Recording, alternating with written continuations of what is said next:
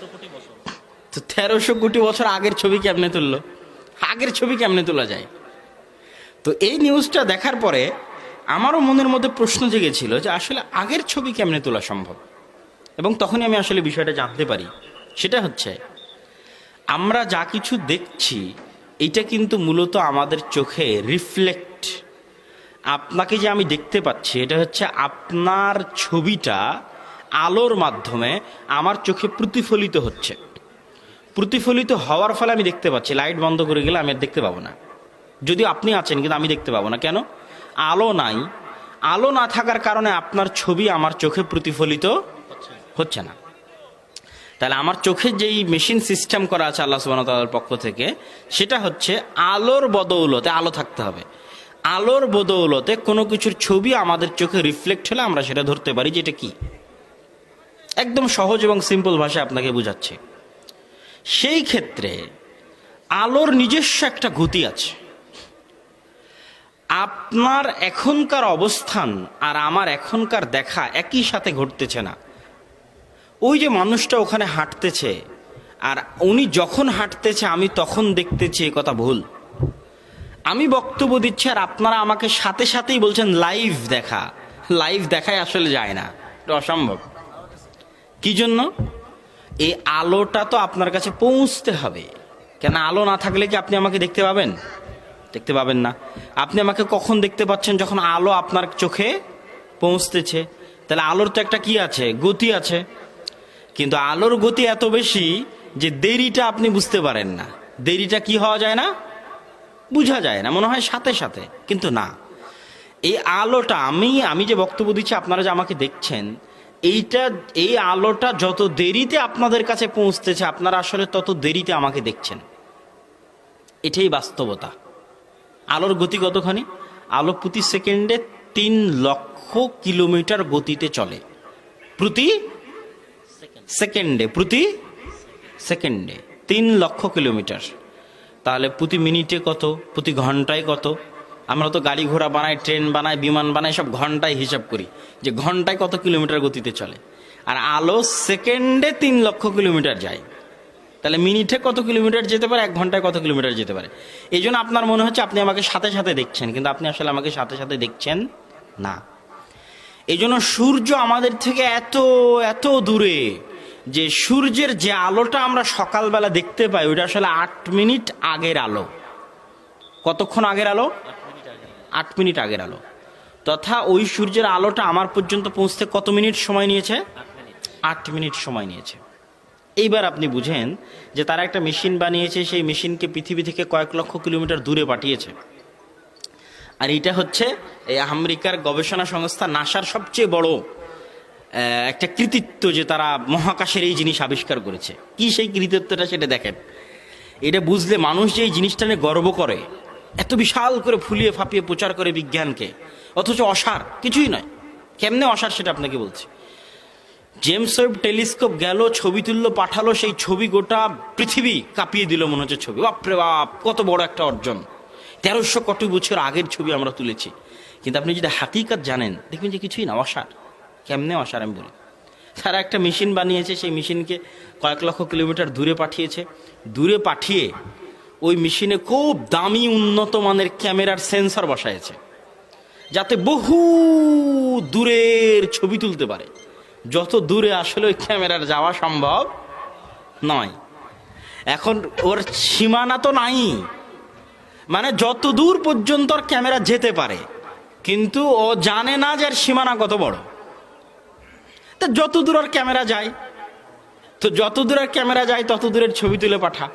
তো অনেক শক্তিশালী একটা ক্যামেরা বানিয়ে হাজার হাজার কিলোমিটার দূরে পাঠিয়ে কত দূর পর্যন্ত পৌঁছতে পেরেছে? ক্যামেরার লেন্স, মেশিন কিন্তু না, ক্যামেরার লেন্স, মানে ক্যামেরার লেন্স ধরতে পেরেছে ছবি কত দূর পর্যন্ত? 1300 কোটি আলোক বর্ষের পথ পিছনে। তথা আলোর গতিতে চললে 1300 কোটি বছর পিছন পর্যন্ত ওই ক্যামেরার লেন্সটা পৌঁছতে পেরেছে। তাহলে কি ঘটলো হচ্ছে যে 1300 কোটি বছর আগে ওখান থেকে আলো আমার পর্যন্ত পৌঁছতে সময় নেবে 1300 কোটি বছর। যেখানকার ছবি আমি তুলছি আলো পৌঁছতে কত সময় নেবে? 1300 কোটি বছর। তাহলে ওখানকার যেই দৃশ্যটা আমি এখন দেখছি, এটা কত বছর আগের দৃশ্য দেখছি? কত কোটি বছর আগের দৃশ্য দেখছি? 1300 কোটি বছর আগের দৃশ্য দেখছি। কেন? আলো ওখান থেকে আমার পর্যন্ত পৌঁছতে সময় নেবে 1300 কোটি বছর। তাহলে ও ক্যামেরা দিয়ে ওটার অতদূর পর্যন্ত ছবি পৌঁছতে পেরেছে, আর যন্ত্র যেতে 1300 কোটি আলোক বর্ষ লাগবে। আর মানুষ আলোর গতিতে এখন পর্যন্ত পৃথিবীতে কিছু সৃষ্টি করতে পারেনি। তাহলে ওই পর্যন্ত যে বন্ধার ক্যামেরা গেছে, অদ্দূর আর মেশিনের যেতে সময় লাগবে আলোর গতিতে চললে 1300 কোটি বছর। তারপরে কি আছে ও জানে না, ক্যামেরা আলাও জানে না, যারা গবেষণা করছে তারাও জানে না। মানিল্লাহ, আল্লাহ কে? আল্লাহ সুবহানাহু ওয়া তাআলা কি? আল্লাহ সুবহানাহু ওয়া তাআলার পরিচয়, বৈশিষ্ট্য আমরা কি জানি আল্লাহ সম্পর্কে? আমরা কি বুঝি আল্লাহ সুবহানাহু ওয়া তাআলাকে? আল্লাহ সুবহানাহু ওয়া তাআলাকে জানতে এবং বুঝতে হলে আল্লাহ সুবহানাহু ওয়া তাআলার নাম এবং গুণাবলী সম্পর্কে আমাদের জানতে এবং বুঝতে হবে। আল্লাহ সুবহানাহু ওয়া তাআলার কয়টা নাম? আল্লাহ সুবহানাহু ওয়া তাআলার অসংখ্য নাম। কয়টা নাম? অসংখ্য এবং অগণিত। তার মধ্যে আমি এবং আপনি জানি কয়টা? 99টা। আমি এবং আপনি জানি 99টা। আল্লাহ সুবহানাহু ওয়া তাআলার অসংখ্য নাম, এটার দলিল আল্লাহ সুবহানাহু ওয়া তাআলার অসংখ্য নাম, এটার দলিল হাদিসের মধ্যেই আছে। এবং মুহাম্মদ সাল্লাল্লাহু আলাইহি ওয়াসাল্লাম যেই দিন কিয়ামতের মাঠে বিচারের জন্য আল্লাহর দরবারে সিজদায় অবনত হবেন, সেই দিন তার সামনে আল্লাহর অসংখ্য অগণিত নাম উন্মোচিত হবে। ওয়ালিল্লাহিল আসমাউল হুসনা ফাদউহু বিহা। আল্লাহ সুবহানাহু ওয়া তাআলা রয়েছে অসংখ্য অগণিত নাম, অসংখ্য অগণিত সুন্দর নাম। অতএব তোমরা আল্লাহকে সেই সুন্দর নাম দিয়ে ডাকো। আন আবি হুরায়রা রাদিয়াল্লাহু তাআলা আনহু আন্নাহু قال قال رسول الله صلى الله عليه وسلم إن لله 99 أسماء। নিশ্চয় আল্লাহ সুবহানাহু ওয়া তাআলার রয়েছে 99টি নাম। মান আহসাহা দাখালাল জান্নাহ। কেউ যদি আল্লাহ সুবহানাহু ওয়া তাআলার 99টি নাম আয়ত্ত করে নিতে পারে, দাখালাল জান্নাহ, সে জান্নাতে প্রবেশ করে যাবে। আল্লাহু আকবার। শুধু 99টা নাম আয়ত্ত করলে সরাসরি জান্নাতের ঘোষণা দেওয়া হয়েছে। এখানে কিন্তু বলা হয়নি মান হাফিজা, যে 99টা নাম মুখস্থ করবে। আহসা, আয়ত্ত করবে। আয়ত্ত করা মানে কি? ওই নামগুলো সম্পর্কে জানা, নামগুলোকে হৃদয়ঙ্গম করা, নামগুলোকে ফিল করা, নামগুলোকে আন্ডারস্ট্যান্ড করা, নামগুলোকে বুঝার চেষ্টা করা, নামগুলোর উপর ইবাদত করা, নামগুলোকে ব্যবহার করা, নামগুলোর জিকির করা, এভরিথিং সব মিলে হচ্ছে আয়ত্ত করা। মান আহসাহা দাখালাল জান্নাহ, যে নামগুলোকে আয়ত্ত করবে সে জান্নাতে চলে যাবে। তো আল্লাহ সুবহানাহু ওয়া তাআলার এই নাম এবং গুণাবলী জানার আগে আল্লাহ সুবহানাহু ওয়া তাআলার জাত সম্পর্কে সংক্ষিপ্ত কিছু কথা বলে আমরা আল্লাহর নাম এবং গুণাবলীর দিকে প্রবেশ করব।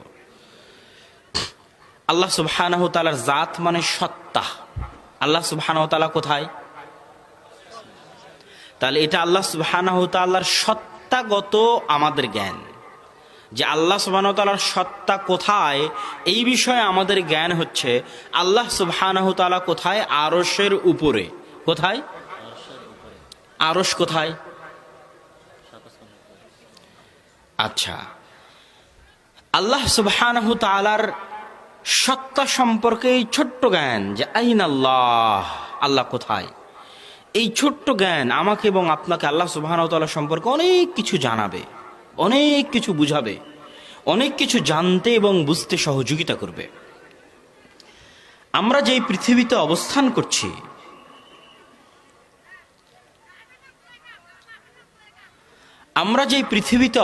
করছি, এই পৃথিবী থেকে সূর্য কত দূর হতে পারে, চন্দ্র কত দূর হতে পারে, মঙ্গল গ্রহ কত দূর হতে পারে, বৃহস্পতি গ্রহ কত দূর হতে পারে, এবং এই সূর্য, চন্দ্র, মঙ্গল, বৃহস্পতি এগুলো কি এক একটি আকাশ, না এগুলো কি, বা এগুলো কিসের অন্তর্ভুক্ত, এবং কিভাবে আমরা আমাদের অবস্থান এবং কিভাবে আমরা বুঝবো আইনাল্লাহ, আল্লাহ সুবহানাহু ওয়া তাআলা কোথায় আছে।